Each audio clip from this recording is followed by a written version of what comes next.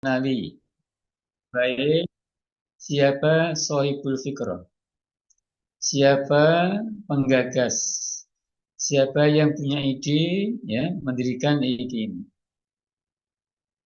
Kemudian tentu sejarah singkat ide perlu paham juga, ya, visi misi dan tujuannya paling tidak yang pokok-pokok.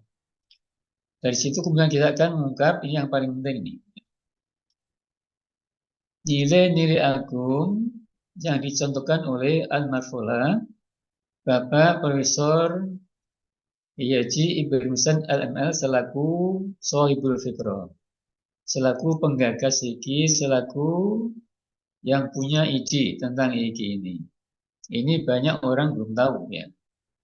Maka kita gali dan masih diharapkan menguasai hal ini.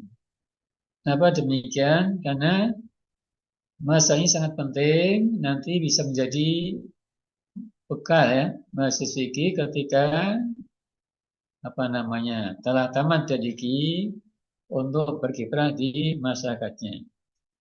Bahkan sejak iki, artinya dengan memahami, ya, nilai agung yang dicontohkan oleh Al-Mafrulah, ya, ini bisa menjadi motivasi bagi masih untuk bisa secara sungguh-sungguh dan istiqomah belajar dengan baik, menghafal dengan baik sehingga sukses dunia di itu penting karena biasanya, ya, dari rumah semangat luar biasa menggemu, tapi begitu sampai Jakarta, nah biasanya karena pengaruh metropolitan, ya, ini kemudian gampang pudar, ya.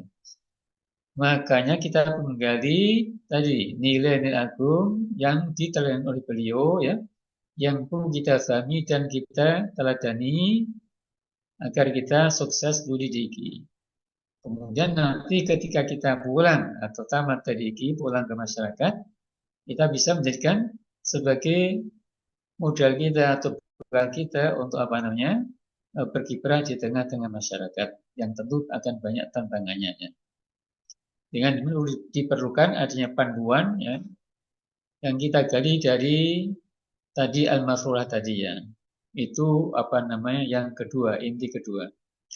Inti ketiga kita akan memahami, mempelajari dan menggali pemikiran beliau tentang pembaruan hukum Islam di Indonesia khususnya, ya. Jadi banyak sekali pemikiran beliau yang cemerlang terkait dengan pembaruan Islam, ya, yang belum banyak kita ketahui, kita pahami. Nah, ini perlu digali. Nah, ini perlu dikaji lewat mata kuliah keikian. Jadi paling tidak ada 3 poin penting, ya, dalam mata kuliah ini. Pertama, biografi Al-Mafrulah. Kemudian tadi sudah singkat iki itu satu paket, ya. Kemudian yang kedua itu tadi nilai-nilai agung dan sifat-sifat terpuji yang dicontohkan oleh beliau, ya, ketika beliau memimpin iki, membina iki, mendirikan iki. Yang awalnya dari sebuah garasi yang sangat sederhana, kemudian sekarang menjadi jamiah yang cukup maju dan banyak mahasiswanya. Nah, ini perlu kita pahami. Nah, ketika tadi eh, pemikiran beliau yang cemerlang tentang pembaruan Islam, terutama di Indonesia, ini sangat penting, ya, karena dengan memahami ini nanti akan mendorong Anda, ya, paling tidak pertama bisa menjadi hubul ilmi, artinya masih yang mencintai ilmu. Karena beliau itu cintanya kepada ilmu itu luar biasa. Nah, ini kita contoh nanti kan, ya. Saya kurang lebih hampir 27 tahun lebih mendampingi beliau, ya, menjadi aslinya, sekurinya. Jadi paham betul tentang pribadi beliau, tentang kiprah beliau, tentang sifat beliau. Jadi saya pernah tinggal di rumahnya kurang lebih 2 tahun, ya. Dan di IKI ikut mengabdi di sana cukup lama. Jadi beliau itu, ya, saking cintanya kepada ilmu itu, ya, diawali dari bangun pagi dulu. Tentu sebelum subuh dia bangun kan, tahajud kan. Ya. Habis tahajud itu membuka kitab. Nanti habis subuh membuka kitab lagi. Berangkat ke IKI, ke MUI, ke Departemen Agama, ya. Itu juga buka kitab lagi. Saking cintanya kepada ilmu itu. Nah, ini sekedar gambaran singkat tentang kubul ilminya ya. Kemudian nanti ya kitab itu dibawa di mobil beliau. Dibawa di mobil dibaca. Karena saya sering ikut satu mobil dengan beliau kan ya. Kemudian nanti sampai IKI di kantor baca lagi. Sampai MUI dibaca lagi. Nanti sampai Kemenak, beliau waktu itu menjadi staf ahli Menteri Agama. Jadi dibaca lagi. Begitulah seterusnya. Bahkan beli sesuatu ke toko ya itu semua dibaca juga. Atau ke bengkel. Nah waktu itu dulu kalau ke bengkel sendirian, artinya tidak pakai orang ya. Saya menemani ke bengkel perbaikan mobil itu, beliau nanti di bengkel mobil itu tetap bawa kitab dibaca. Ya. Wah ini luar biasa, luar biasa. Yang harus saya contoh. Ini satu sisi dari sifat beliau yang sangat luar biasa ya. Nah, nanti akan kita kupas secara detail di sini ya. Nah, yang kayak begini perlu dicontoh oleh Masih sejak sekarang kan. Karena sekarang ini ya semangat tolabul ilmi mengkaji ilmu mendalami itu sudah mulai pudar ya, ya, karena pengaruh dari luar macam-macam ini kan. Nah, ini perlu kita hidupkan lagi, kita kembangkan lagi ya, agar dari kita yang hubul ini nanti diharapkan ke depan menjadi ulama-ulama perempuan. Yang tadi yang hafidhoh, yang memahami ulum Quran, ya kan? Yang mufassiroh, yang muhadisah, yang fakihah, yang musa dan seterusnya. Nah, itu arahnya. Nah, sifat-sifat terpuji semasa ini atau nilai agnosma ini perlu kita gali dari beliau untuk kita teladani dan kita contoh. Dan ini dikerjakan oleh beliau secara istiqomah ya. Sejak saya mengambil di PTIG, karena di PTIG itu usaha mahasiswanya. Kemudian sampai di rumah beliau, di IKI, di MUI, di mana, nah itu terus dikerjakan hatta apa dipanggil oleh Yang Maha Kuasa, hatta wafat seperti itu. Makanya tidak aneh kalau beliau ilmunya sangat mumpuni ya. Luar biasa dalamnya karena yang semangat apa kajiannya itu luar biasa. Mutolanya kitab itu luar biasa. Nah, contoh lain misalnya begini. Beliau itu nyantri kemana-mana ya. Nyantri kemana-mana. Kalau nyantri tidak kayak kita. Oh kita kalau nyantri kan belajar secara umum dengan guru yang umum itu kan. Kalau beliau tidak ya. Kalau nyantri belajar khusus spesifik dengan kiainya, dengan pengasuhnya langsung. Beliau belajar ada di pesantren Banten banyak, ada di Cirebon, ada di Surakarta, ada di Sukabumi ya. Jadi kalau nyantri beliau itu gimana? Kalau nyantri belajar langsung kepada kiainya. Ya, luar biasa. Hatta ketika kuliah di Al-Azhar, lu kuliah di bangku tetap kuliah mengikuti kuliah secara istiqomah rutin, tapi di luar kuliah itu lu punya apa? Punya kegiatan nanti ngaji sama guru besarnya dalam ilmu-ilmu tertentu. Ada ilmu ulum Quran, ada ilmu hadis, ya, ada tafsir, ada hadis, ada fikih perbandingan, ada usul fikih perbandingan dan lain-lain itu belajar secara khusus dengan apa? Dengan dosen-dosen yang sudah senior ya di bidang ilmu itu.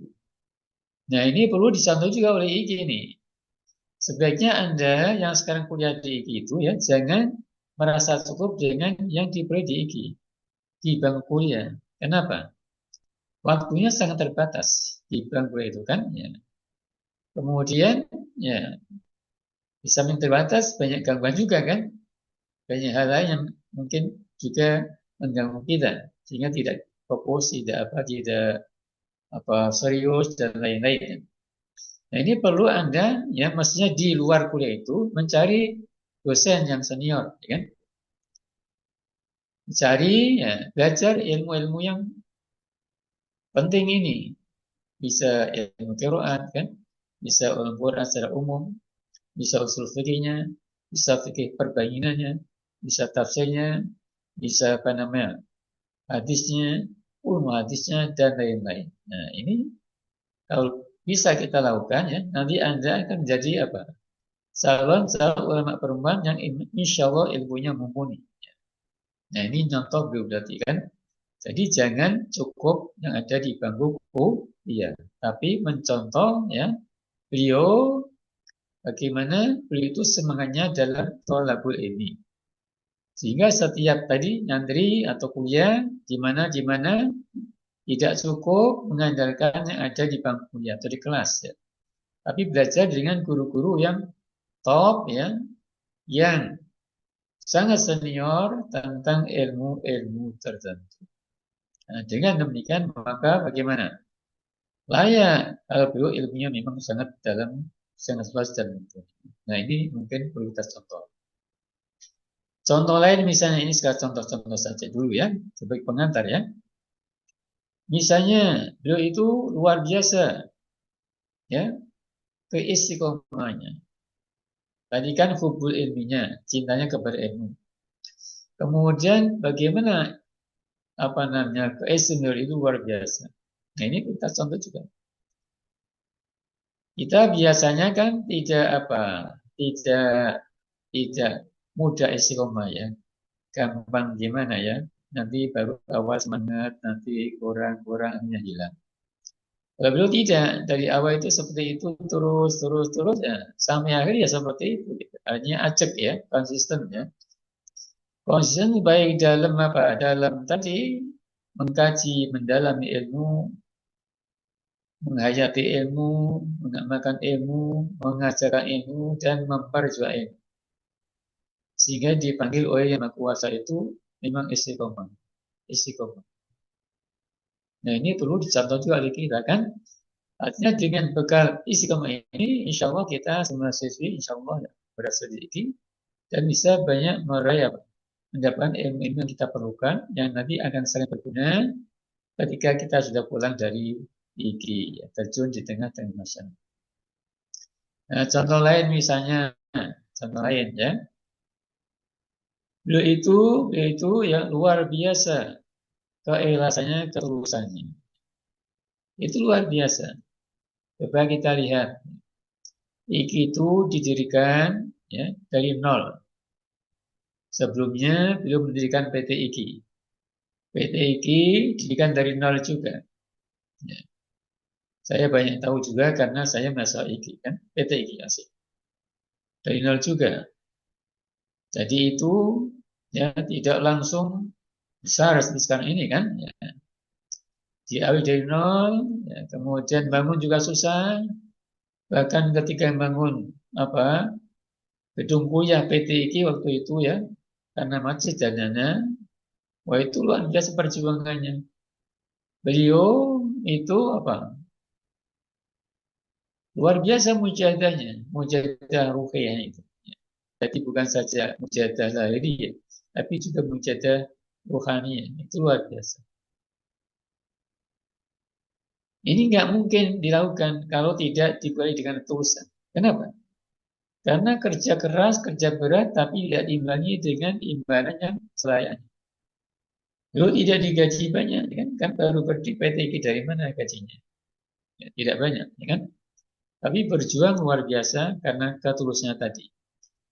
Sehingga bangun gedung kuliah itu ya cari sana cari sini akhirnya bagaimana? Karena berkat mujahadah beliau itu akhirnya ditolong oleh orang Kristen Cina ya kan? Ya. Jadi bangun gedung PTI yang dulu sekarang tidak ada kan? Jadi masjid sekarang diroboh kan di masjid itu. Itu dulu yang apa menyelesaikan bangunnya itu Cina Kristen. Jadi menawari kepada beliau. Jadi gimana kalau saya bangun, saya sekarang nanti utang saja dulu, pinjam dulu, nggak apa-apa. Nanti nyicil membalikannya. Akhirnya diterima oleh beliau kan. Wah itu luar biasa itu perjuangan. Ya. Nah ini bekalnya ketulusan. Bekalnya ketulusan. Karena mengawali dari nol itu tidak mudah. Ya. Belum ada tokoh ulama yang punya ide kayak beliau. Perlunya mendirikan perguruan tinggi ilmu Quran atau ulum Quran. Itu enggak ada. Nah, beliau muncul tampil dari nol tadi, ya itu kalau tidak ikhlas karena Allah itu sulit. Tidak mungkin berhasil, tidak mungkin berhasil. Ya ini berhasil, sekarang maju hebat, itu karena berkah ketulusannya. Contoh lain, PT IGI tadinya dananya dari apa? Dari bantuan Kemenang, dipotong dari biaya NTCR, nikah tolak rujuk, itu nggak banyak. Kemudian menterinya diganti Menteri Profesor Dr. Moti Ali. Ya, padahal itu juga termasuk apa namanya? Termasuk pendiri PT IGI. Tapi gimana ketika menjadi menteri itu dana di stop. Dana untuk operasional PT IGI yang tanya dari NPCR itu ya, itu di stop oleh Moti Ali. Menterinya tanyakan Kiai Muhammad Dahlan kan, kemudian diganti beliau. Nah, ketika stop itu gimana? Wah, itu luar biasa, ya kan? Karena harus ngasih makan mahasiswa, ya, 3 kali sehari semalam, ngasih gaji dosen, karyawan, ya kan? Langsung stop gimana coba? Wah, itu luar biasa perjuangannya. Lu ke sana kemari dengan pendekatan ngopi kemana ya banyaklah dilakukan. Akhirnya baru ketemu dengan Ibu Sowa itu kan. Ya, kemudian mengambil alih langsung dilanjutkan oleh Ibu Sowo. Nah ini luar biasa juga. Ini berhasil karena ketulusan beliau. Ya. Bahkan mobil beliau dijual, ya kan? Jadi ketika dana belum masuk, ya, hanya dari Pak Ibnu belum masuk, ya kan? Karena itu dia tidak mudah kan, prosesnya cukup lama. Nah, itu mobil pribadi beliau masih baru, Toyota waktu itu sangat bagus kan, sekarang udah biasa kan. Itu dijual untuk apa? Untuk biaya PT ini. Nah, dikorbankan. Ya ini tadi karena ketulusannya yang luar biasa ini. Nah ini kita contoh maksud saya kan. Kita contoh bagaimana ketulusan beliau, bagaimana pengorbanan beliau ya, yang luar biasa itu. Nah ini bisa menjadi modal kita, bekal kita untuk apa? Bisa belajar secara sungguh-sungguh di IKI. Dan nanti ketika berkiprah di masyarakat bisa kita jadikan sebagai apa? Suatu nasional juga agar kita ketika menghadapi tantangan kita bisa bersikap seperti itu. Karena perjuangan itu pasti akan menghadapi tantangan. Nah itu contoh, ya kan? Nah kemudian memberikan apa IGI dari nol juga IGI itu kan, itu dia dari garasi mobil. Tempat kuliah dari garasi mobil. Mungkin Anda belum tahu ya. Nah, itu sekarang yang di Kampung Hutan itu kan. Ya. Tapi dari direnovasi, itu jelek kan. Nah, jadi tempat kuliah di garasi mobil ya kan. Kemudian asrama sederhana, semua serba sederhana. Nah, itu dilakukan beliau ya. Secara istiqomah dengan tadi ketulusan, keikhlasan. Dari sana hanya bisa pindah ke depan UIN, masih jelek waktu itu karena gedungnya LPTG kan. Nah, baru lama-lama bisa diubah, itu sudah tidak ada ya kan. Ya. Terus kan bisa berkembang ya, sampai kemudian apa namanya bisa bangun beberapa bangunan di mana di Cinangka. Nah, itu baru kan, baru sebelum beli. Nah, ini contoh-contoh yang harus kita pahami dari pribadi beliau ya, yang saya namakan sebagai apa? Nilai-nilai agung ya, yang dicontohkan oleh beliau, yang diteladankan oleh beliau, yang perlu kita pahami dengan baik ya untuk bekal kita ya agar sukses di IGI dan nanti akan dibekal kita ketika kita sudah terjun di tengah-tengah masyarakat yang tentu akan banyak tantangan itu pasti karena bertambah hari dan makasih bukan bertambah kurang tantangan perjuangan ini tapi akan bertambah banyak bertambah berat ya. Nah ini harus apa? Kita punya bekal yang bisa menjadi benteng kita ya dan bisa menjadi semangat kita untuk terus melangkah bagaimana agar perjuangan kita meneruskan misi beliau ini akhirnya bisa sukses dan berhasil. Nah, itulah di antara apa arti pentingnya kita mempelajari masalah perusahaan ikinya. Nah, ini perlu kita kaji semuanya. Ya. Jadi pertama tentang sejarah beliau, di mana lahir, siapa orang tuanya, ya kemudian keturunan dari mana, di mana pendidikannya, ya kemudian kiprahnya di tengah-tengah masyarakat, ya, bagaimana nyantrinya, sampai bagaimana satu dan jasad dan lain-lain, ya, itu nanti akan kita ungkap semuanya secara tentu garis besar, ya, tidak detail. Sebenarnya bukunya sudah saya tulis, tapi ini saya agak terlambat, jadi belum sempat dicetak. Tapi sudah jadi sebenarnya bukunya. Jadi sudah saya buat buku tentang mata kuliah keikian. Nanti insya Allah akan kita percepat, dan nanti bisa dibagi kepada Anda dalam bentuk digital kan bisa. Jadi nggak usah bayar. Insya Allah, ya. Nah, itulah kita gambaran kasar saja isi mata kuliah keikian yang akan kita pelajari ini, ya.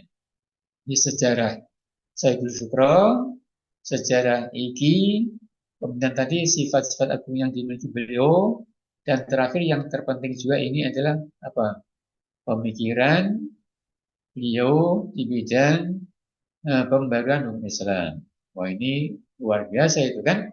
Kalau Anda memahami, Anda bisa menjadi ulama besar itu. Ya, karena pemikirannya itu, ya, syarat dengan usul fikih perbandingan dan fikih perbandingan. Tentunya dikaji lewat landasan Al-Quran dan Sunnah Rasulullah Sallallahu Alaihi Wasallam. Nah, kira-kira gambarannya, ya, seperti itu, ya. Mungkin ada yang bertanya, silakan supaya nggak bosan. Ya. Monggo. Silakan. As-su'al minal ilmi. Ya. As-su'al ba'dul ilmi. Idan as-su'al muhimun jiddan. Jadi bertanya itu bagian dari ilmu. Yang bertanya berarti punya ilmu, ya kan? Yang tidak bertanya, mohon maaf, ya, kurang berilmu, ya kan? Ya. Dan bisu'al, ya, bisu'al, ya, ya. Dengan bertanya ilmu akan itu. Wa yamutu ilmu biwari soal. Tanpa bertanya ilmu akan mati. Jadi harus banyak bertanya. Karena para ulama dulu itu rajin bertanya. Rajin berdiskusi dengan guru-gurunya. Ya, Imam Syafi'i dengan gurunya, kan. Imam Abu Hanifah begitu juga. Imam siapa? Abu Yusuf dengan gurunya. Imam Abu Hanifah. Semua begitu. Di ulama top dulu itu rajin berdiskusi. Diskusinya ada yang dibukukan itu, kan, ya. Ada bukunya, ya kan. Saking hebatnya itu, kan. Di guru sama murid, atau guru sama guru, murid sama murid. Hanya ulama sama ulama itu diskusinya luar biasa. Makanya dari sana muncullah beberapa kitab tentang disiplin ilmu Islam yang banyak ini, kan. Ada tafsir, ada hadis, ada ilmu, ada fikih dari berbagai mazhab, ada fikih dari berbagai mazhab, kan. Ada akidah, ada akhlak, tasawuf, dan lain-lain, itu semua, ya, itu berkat kesungguhan ulama dahulu dalam tolabul ilmi dan berdiskusi. Monggo silakan, mungkin ada yang bertanya, silakan.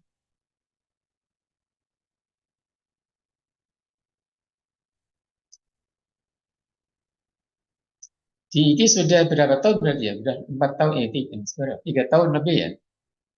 Sembilan 7 berapa berarti? 3 tahun lebih, ya? 3,5 tahun kurang lebih, ya? Benar, Bu Ifati? Iya, Pak Yai. Kurang lebih 3,5 tahun, ya? Ya, semester 7. Karena semester 7, kan? Ya, semester 7 ini. Tahun terakhir ini, Pak Yai. Oh, ya, terakhir, ya. Silakan Anda terakhir di IKI, ya? Ya, ada yang bertanya atau menyampaikan sesuatu tentang IKI juga boleh. Menyampaikan itu suka dukanya di IKI boleh, ya. Menyampaikan suka dukanya di IKI, kan. Misalnya makannya nggak enak,